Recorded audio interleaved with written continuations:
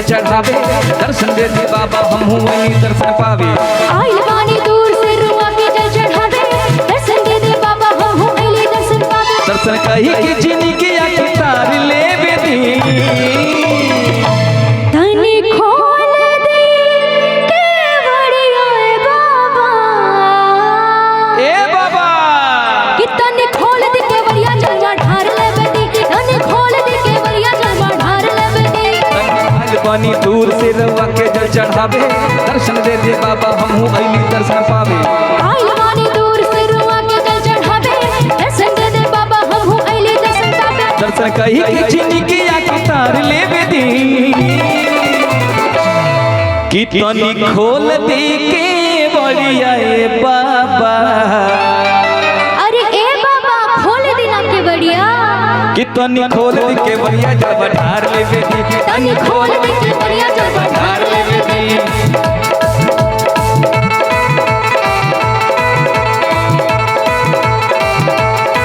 जय हो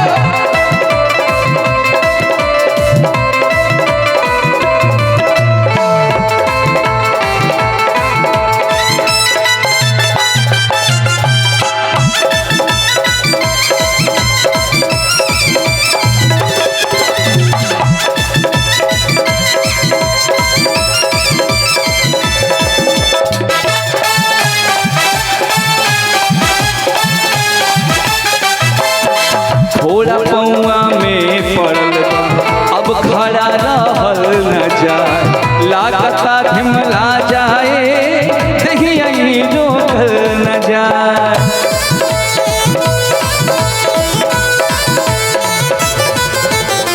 थोड़ा पौआ में पड़ल बा अब खड़ा रहल न जाए लागता धमला जाए देहि रोकल न जाए।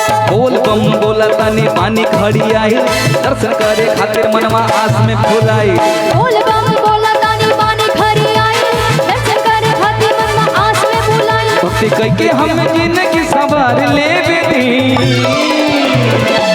तनी खोल दे केवड़िया ए बाबा। प्रेम से बोलिए बसहा वाले औधरदानी की। कि तनी खोल दे केवड़िया जलवा ढार ले बेदी तनी खोल दे केवड़िया जलवा ढार ले बेदी। ओ तनी खोल के बढ़िया जल ढार ले बेदी।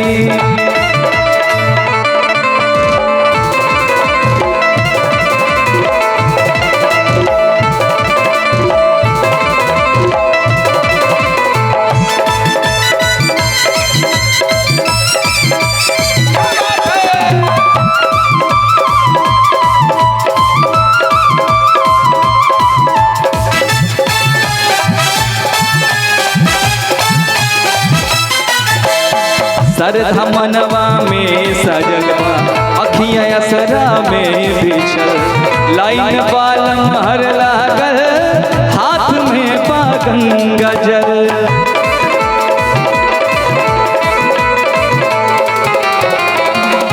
सरधा मनवा में सजल बा अखियाँ असरा में बिछल लाइन बालम हर लागल हाथ में बा गंगा जल। भी जलवानी पानी से पते हैं थरथराई गेट पर सिपाही दो गोडा लेके आई।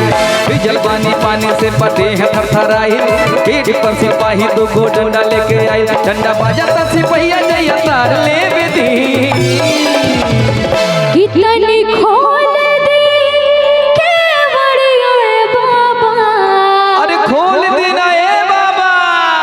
कि तनी खोल दे केवड़िया जलवा ढार ले बेदी तनी खोल दे केवड़िया जलवा ढार ले बेदी तनी खोल दे केवड़िया जलवा ढार ले बेदी। आइल बानी दूर से रउआ के जल चढ़ावे दर्शन दे दी बाबा हम दर्शन पावे।